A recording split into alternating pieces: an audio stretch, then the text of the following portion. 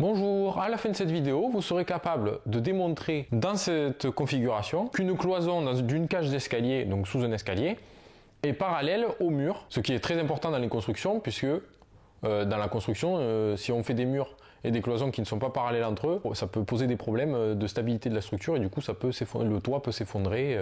Donc ça c'est un exemple d'application de la réciproque du théorème de Thalès qui permet en construction, donc dans la vraie vie, de vérifier que des cloisons sont parallèles entre elles quand on construit un bâtiment par exemple. On a représenté la cloison, le mur, la cage d'escalier, on a mis des points juste pour aider à la rédaction et on nous donne certaines dimensions. Donc on ne connaît pas la dimension de la diagonale, mais on connaît la hauteur du mur, la hauteur de la cloison et la distance à laquelle au sol, du coup la distance au sol à laquelle est le mur et où est la cloison. Donc ça c'est en construction c'est facile à savoir, hein, d'avoir la hauteur du mur, on sait la hauteur de la cloison, où on veut la mettre et du coup quelle hauteur elle a sous l'escalier. Et du coup on se retrouve exactement dans une configuration de Thalès. Je mets en fiche les autres vidéos sur le théorème de Thalès et la réciproque, comme ça vous pouvez aller les voir. Et n'oubliez pas de vous abonner pour ne pas rater les prochaines vidéos. Donc là du coup on a les dimensions qui sont faciles à savoir en construction, qu'on est obligé de connaître quand on construit un bâtiment. Et on doit trouver, est-ce qu'on peut prouver que ce mur et cette cloison sont parallèles avec ces dimensions qu'on nous a données là.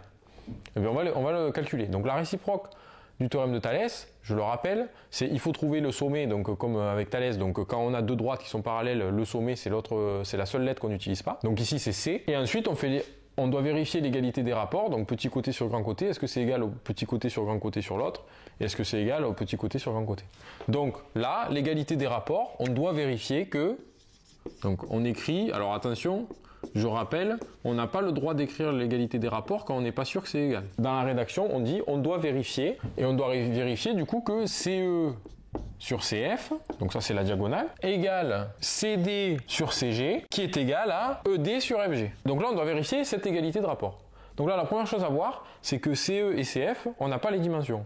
Du coup, bon bah, pas de souci, on le calcule pas et puis voilà. Ensuite, on va calculer les autres rapports séparément. Donc CD sur CG c'est égal à quoi et ED sur FG c'est égal à quoi? Eh bien CD sur CG c'est égal à 2,2 sur 3,9 qui est environ égal à 0,564 et ED sur FG c'est égal à 1,5 sur 2,6 qui est environ égal à 0,577.